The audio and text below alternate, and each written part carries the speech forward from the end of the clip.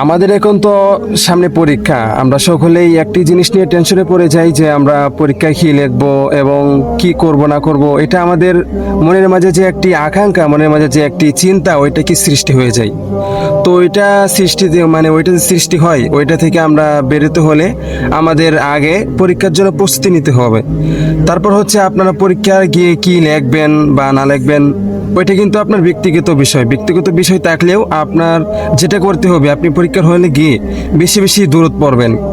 এবং আপনি যে আরেকটা দোয়া আছে ওইটি বলতেছি, তো ওই দোয়াটা বললে আপনার আল্লাহ তাআলা আপনার যে মুশকিল আছে, যে কোনো মুশকিল, শুধু যে আপনি পরীক্ষার হলে গিয়ে লেখা পারতেছেন না বা একটি প্রশ্নের উত্তর মনে আসতেছে না, ওইটাও আপনার কি সহজভাবে আপনার মাথার মধ্যে চলে আসবে। দোয়াটি হলো ইয়া হাল্লাল আল মুশকিলাত।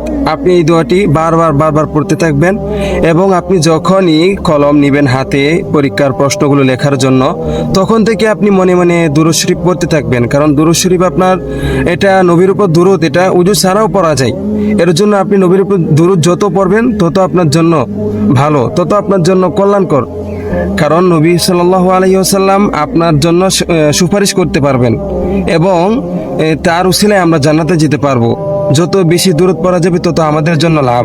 এর জন্য আমরা যে কোনো মুশকিলে পড়ি, যে কোনো মুসিবতে পড়ি, যে কোনো কঠিন সময় আসুক না কেন সামনে, আমরা বেশি বেশি দুরূদ, ইয়া হাল্লাল আল মুশকিলাত এবং লা ইলাহা ইল্লা আনতা সুবহানাকা ইন্নী কুনতু মিনাজ জালিমিন, এই দোয়াগুলো বেশি বেশি পড়বো ইনশাআল্লাহ।